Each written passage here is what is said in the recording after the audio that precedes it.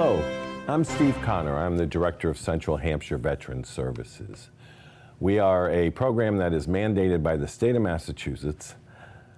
It is a program that says there needs to be someone in their town who works with and for the veterans and their dependents with every city and town in Massachusetts. Massachusetts is unique. We're the only ones who have a program like that. We are called Central Hampshire Veteran Services. We have 11 communities that we provide services for. We are starting this show. We're hoping to make this a monthly show that can be shown around the district with the end of making sure people know that we're out there and what we do. With the pandemic, word of mouth hasn't worked very well. We haven't been able to go to doing the outreach events that we have previously. We have done everything from the Big E to the 3-County Fair, the Cummington Fairgrounds, and many events at the bases nearby us, Barnes and Westover. Some of you know us and have met us before. For many years, I had an assistant, Tom. He was well loved in a lot of our communities. He has since moved on. And since he has moved on, we have brought in someone new, and I'd like to introduce him to you here today. We have Robert. I'll let him say most, but Robert Vigneault is our assistant in the office. Just so folks know, also, and they don't like to be on camera, my other staff people, Rebecca Twining and Jessica Berry, also work. But I convinced Rob to go on the show with me, so he's going to go ahead and introduce himself, and we'll go from there. Thanks, Steve. Sure. Hi, my name is Robert Vigneault. I'm a new Veteran Services Officer for Central Hampshire Veteran Services. I served in the Air Force, and I'm a Desert Storm, Desert Shield veteran. I actually come from a military family. My dad was a vet, as well as my wife, who just retired after 33 years in the Air Force. If you happen to have caught the Northampton or Williamsburg Veterans Day ceremony, that was her. She was our guest speaker. So as Steve mentioned, Central Hampshire, we have 11 total cities that we serve. Now we're going to see if he can name them all. Doubt it. So let's go. Amherst, Pelham, Goshen, Middlefield, Cummington, Worthington, Williamsburg, Northampton, Chester, Chesterfield. How'd I do, Steve? Did I get them all? Did you say Goshen? Yeah. I think I said Goshen. See, I do it from the start over the Quabbin and go all the way out to the Berkshires. That's how I memorize it. So you kind of messed me up. I go Pelham, Amherst, Hadley, Northampton, Williamsburg, Goshen, Cummington, go left into Chesterfield, and then take another left into Worthington, Chester, and Middlefield. So I don't know. Maybe you got them all, but I didn't memorize it that way many years ago. Well, I was trying alphabetically, and that didn't work either. Well, that was very good. So, Central Hampshire, there are two benefits that we can serve our veterans and their spouses and dependents with. One of them is through the Veterans Administration. We can handle claims such as service-connected disabilities for our veterans, all the way up to health care. If you have hearing loss, if you have tinnitus, also... What is it? Is it tinnitus or tinnitus? You know, I've heard both ways. Okay. I've heard you say tinnitus, and so... But I'm having hearing loss now, so I'm surprised you heard me. We could help you with that. So one of the other claims that we can work with is, unfortunately, burial benefits, that would be obviously with a widow. To give you an example, we're working with a vet right now that he was injured while he was serving overseas. Unfortunately, the VA's medical records section had burned down, and there was no other backups. So what we did in a situation like this is we pulled out what's called a buddy statement. He found somebody that he served with, and his buddy wrote a statement saying that supports a claim of his back injury. On the other side, we're working with a widow right now who is unfortunately working with a benefits for burial. We work with everybody from veterans all the way to spouses and dependents. So Steve, tell us about Chapter 115. All right, so the other program that we run is the unique one, which a lot of folks don't know about. It's called Chapter 115 Benefits. It's a program that, it's interesting when somebody asked me in one of the towns, well, how long has it been a law that you're going to provide these services for veterans and their dependents? Because we don't want any unfunded mandate. And I said, well, it began in 1861. And they're like, oh, okay, never mind. So it has been around since the Civil War that requires that we do this and we provide services. And the services at one time were just called, you get concerned with housing and making sure folks have clothing and all of the kind of necessities. Well, during the last century, and I think it was during the 1960s, they designed the program to actually run as a cash assistance program.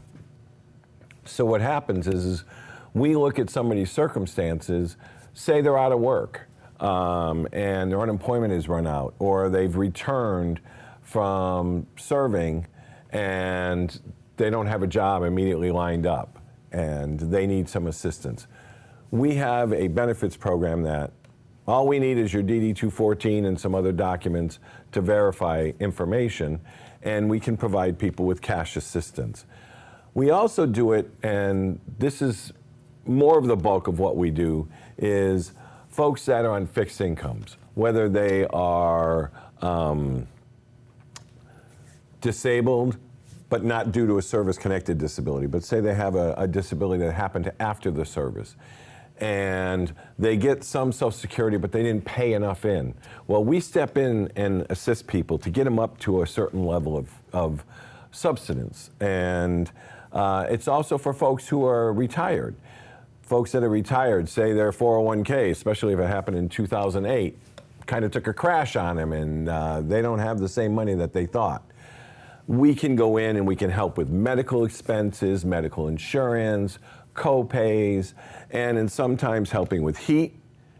And if the need is really there, we will also help with rental assistance and things like that.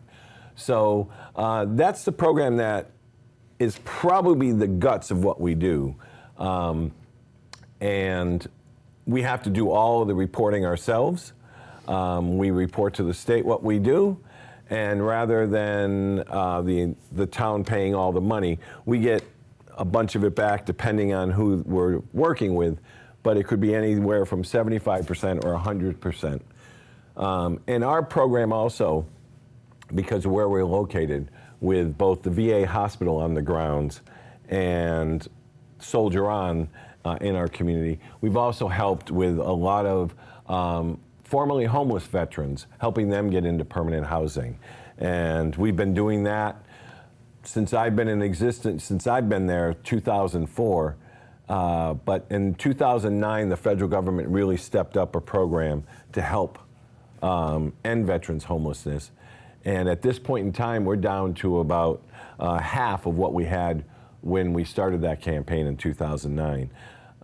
And we've done a lot of assistance for that. We've helped well over 600 veterans and their family members get into permanent housing. So it's one of the real senses of pride that we have in our office about what we've been able to do. Other things that we can do besides just the benefits, you may have a service-connected disability and you can get a tax abatement. And those that don't know it, you can go into the code or you can call our office, but you can get property tax abatements. If you're 100% service connected, you can get, depending on your disability, you can get excise tax relief, you can get disabled plates, and besides property, I'm thinking what else? Oh, and there's also, if you are 100% service connected or you're a Gold Star family member, or the veteran who is 100% has passed, you can get real estate tax abatements that are quite significant and very helpful. So we also help with those kind of things. What else do we do? Oh, we do all kinds of things. We do all kinds of things. I'll tell you what, how about you wrap this up and you tell us about the Daniel Shea story. Oh, okay. So Yeah, a lot of our stuff, when we formed a district, I started just in Northampton. As a matter of fact, that's back when I just had Northampton. I had tried to do this show, and we did many episodes, but then I became a district, and it was too hard to find time. Now we have a little bit more time and a much bigger need for outreach. But when we began it, I needed somebody to represent what our district was about. And since we had Pelham and Northampton both in our district, I decided I was going to use Daniel Shays as kind of our representative of what we stand for. And those that know the story, and there's actually a new book out telling even a better story and more of the information about it. He actually was quite heroic and stood up for the soldiers that served under him, that after the American Revolution needed assistance, needed help. They had left their farms and they just needed more support and they weren't getting it. And so Shays' Rebellion happened, where they went into the armory down in Springfield and came up to the Northampton courts and tried to demand some stuff. And when they were kind of like trapped or they saw them coming, I guess, they went up through Pelham, and that was their escape route. So that's why I use Daniel Shays, and that's why you have Daniel Shays Highway. But with him in mind, it was the first time that the United States had ever provided veterans benefits, and it was because he fought for them. And what I will say is that that's happened throughout our history. We think that we're just going to give benefits to our veterans, and that's not the way it works. In all reality, we have to fight for what we need. The VA hospital system and the VA benefit system would have never happened if it wasn't for the World War I veterans. As they came home, they had to march on Washington because nobody was addressing their health needs. Those that know much about the World War I, it was really ugly combat, and there was also mustard gas, there was toxins used, there was very difficult things that went on, as well as just, they went through their own pandemic while they're at war. I think more people died from the pandemic that they had the flu pandemic than through the battle. So if you go to World War II, the GI Bill was fought for and delivered. The Vietnam veterans are very important for the returning veterans today, because if it wasn't for the Vietnam veterans for fighting both for toxins and Agent Orange and what goes with that and demanding health and benefits because of that, the compensation, the returning veterans wouldn't be as far as they are when it comes to these burn pits and things like that. So, all of the things that have happened, we've had to fight for them. And, we need to remember that it's never just given. We need to fight for it. And in a coming show, we are going to talk about the proposed closing of the VA medical facility in Leeds. There's many of us that are trying to fight it. And again, it's always a fight. But with that in mind, talking about Vietnam veterans, we're going to take a pause here for a minute. And we have a new guest coming in who's going to, this one is more of a Northampton specific issue, but you might be from Northampton or had been in Northampton and it'll be relevant to you. But we're going to be discussing actually those Vietnam veterans, and we're going to have a guest who is himself a Vietnam veteran. So hold on just for a few minutes and we'll be back with our next story. Thank you. Thank you.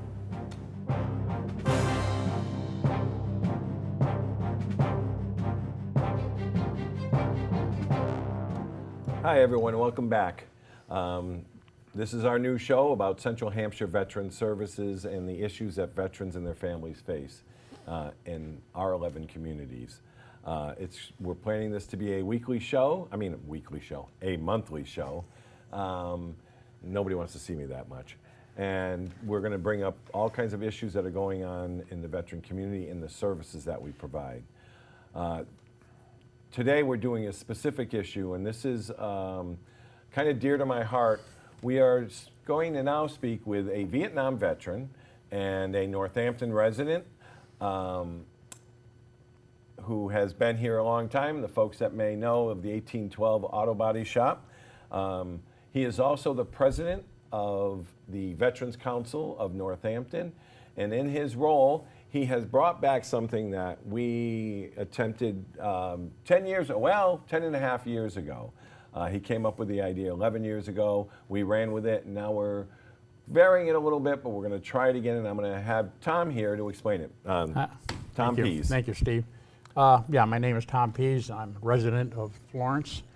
I served in Vietnam in 1967 to 68 with the 1st Cavalry Division as an infantry rifleman. Since that time, I've become very active with the Vets Council, and also I was the commander at the VFW in Florence, Post 8006, for the past 8 years. So I've been dealing with the veterans quite exclusively, and I want to help. What I did 10 or 11 years ago, was it, Steve? Yeah, I think it was about 11 years ago, I came up with the idea, I understand that they're flying a lot of the veterans, World War II veterans, down to see the memorial in D.C. It's a 24-hour round trip. Not quite 24, but I think it's about 20 hours. Yeah, I could see that we could improve on that. So I suggested, why don't we do some fundraising and have an all-expense paid trip to Washington, D.C. for all of our World War II and Korean War veterans that came from Northampton, went into service through Northampton. Well, after probably 6 months of fundraising, this community came together and we were able to raise $26,400, and we brought, I think it was 7 World War II vets and 10 Korean War veterans with their spouses and caregivers and the chaperones. I think the bus had probably 48 people in it in all in the end. And we arrived in Washington, D.C. We spent 5 days and 4 nights. We visited all memorials, and it was You went to Arlington Cemetery Went as to well, Arlington right? Cemetery, yeah. Right. That was a full day. Yeah. But it was quite an eye-opening excursion, you might say. It was heartwarming. There were stories told at the memorials that some of the wives and caregivers never knew anything about what their loved ones went through. Since that time, I believe we've lost all of them. I don't think we have any left. But you know, the one story you have to tell though is like, I know I was supposed to go on the trip as well, but I had already reserved a trip to Greece and Turkey, and I couldn't really get out of that when I was going with someone else. So I didn't get to go on the trip, but I was told the stories, and they were talking about how everybody was very friendly on the trip down on the bus. Oh, then the trip back, yeah. But then on the trip back, after spending those 4 or 5 days together, what that was like. Well, it was kind of quiet. The bus ride down was very quiet, very solemn, and nobody knew what they were getting into. Mm-hmm. By the time the 4th day came around, the buzz was going around pretty good. Everybody getting to know each other, and then the bus trip back, you couldn't hear yourself think.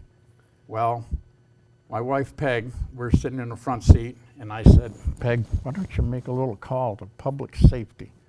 Well, sure enough, Northampton came through again. We called, and they sent a cruiser and escorted us from exit 18 on 91 all the way back to the Elks Club. And they were crying, they were screaming, they could not believe that the city paid that much attention to have a cruiser come right through the center of town, right through Main Street, and it was so heartwarming. And I've been pondering it and thinking about it, and Steve, I want to do it again. All right. This time it's going to be for any Vietnam veteran that served in Vietnam, boots on the ground, or blue water. Right.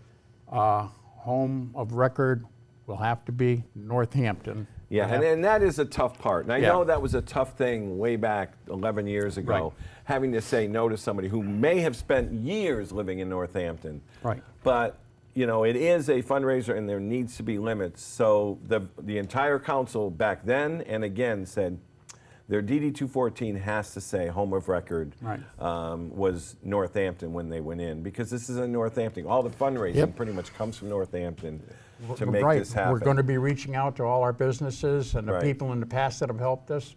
We have had a lot of community support. I understand too that there's tough times now, but these are Vietnam veterans. I'm calling it the Welcome Home Tour. Right. We're heading into the 40th anniversary of the dedication of the Vietnam Veterans Memorial in DC. This November, the 11th, will be the 40th anniversary. That's what we're shooting for. We have a time constraint. I wish that any veteran that would like to go on this trip, and I'll give you details about the trip shortly, but if you want to go, please call the Veteran Service Office, Steve's office, and the number's 587-1299.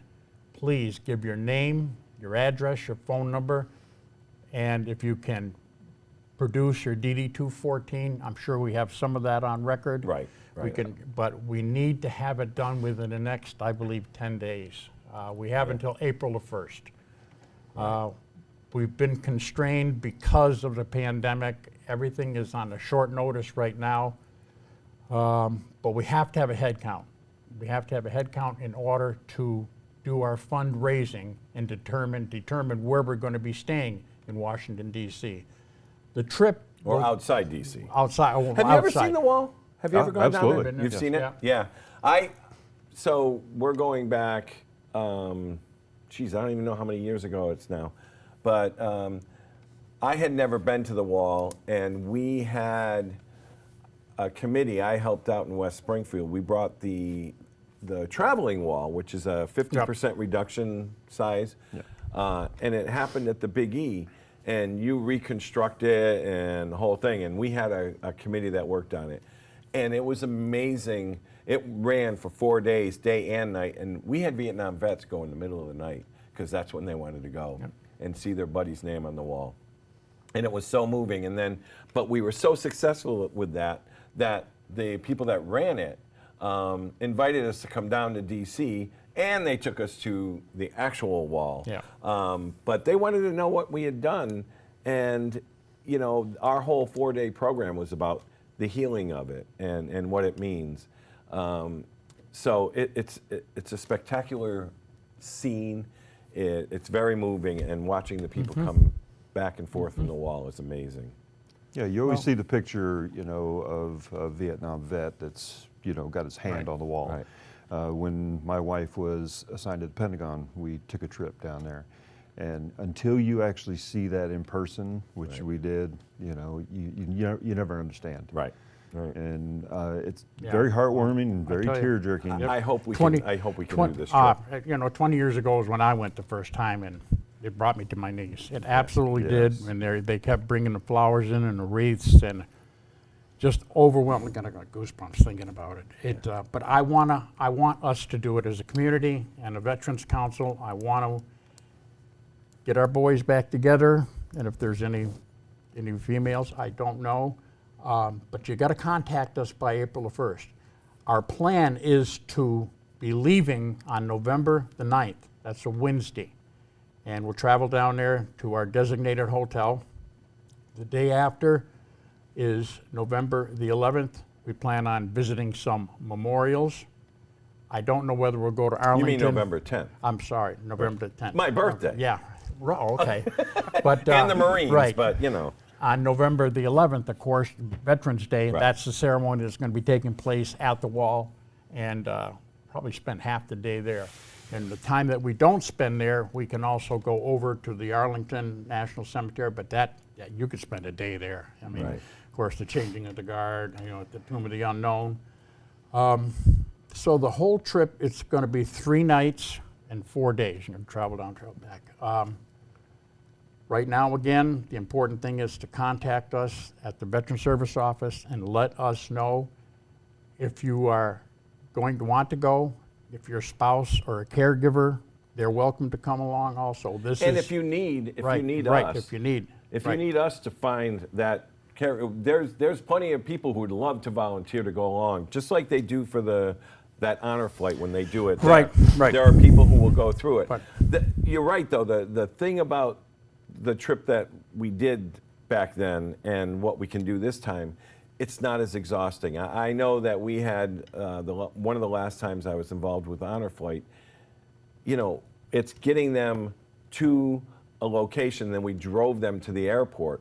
Well, they had to be there before 5 a.m. Yeah. We got them on vans. We got them to the airport in Boston, and off they went. And they came back at 1 o'clock in the morning. And we were at the World War II Club at Yeah. the time, and we had things ready for them. They all came in, grabbed That's their a stuff. long day. But World War II vets and the Korean War vets, that is really difficult to make that kind of trip.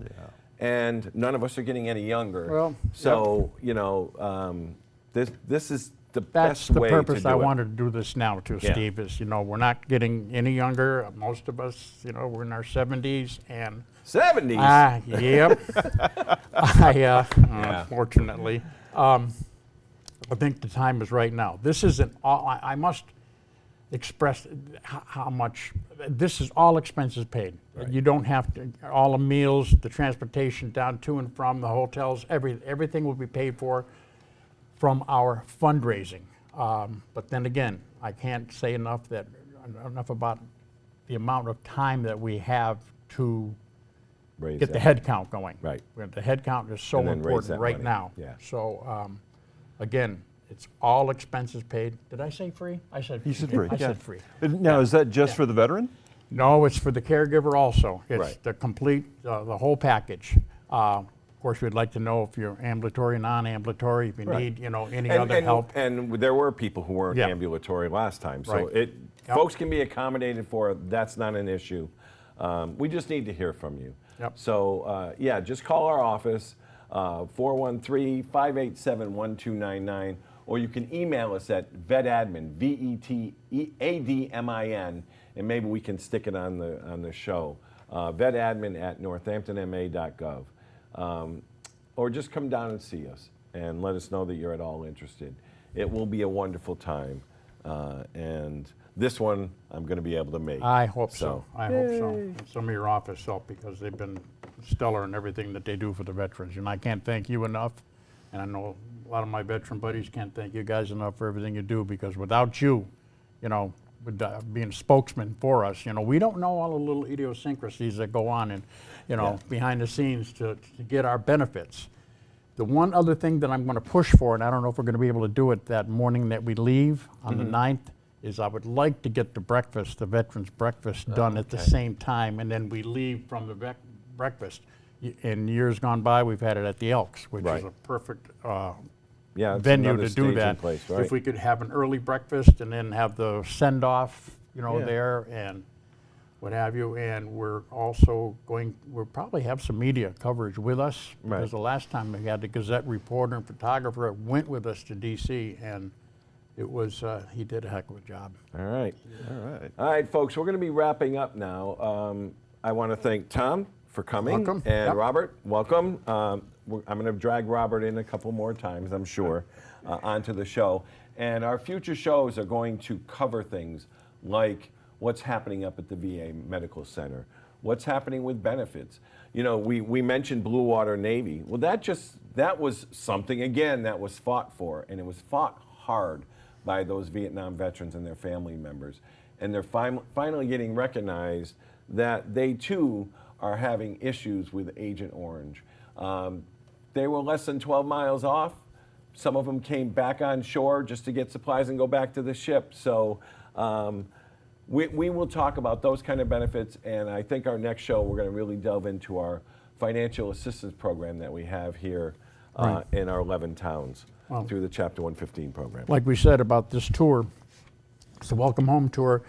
And again, it's not just for the guys boots on the ground. It was for these guys offshore, and I saw what some of those ships did. I saw what the 8-inch guns did. So they deserve it, just Right.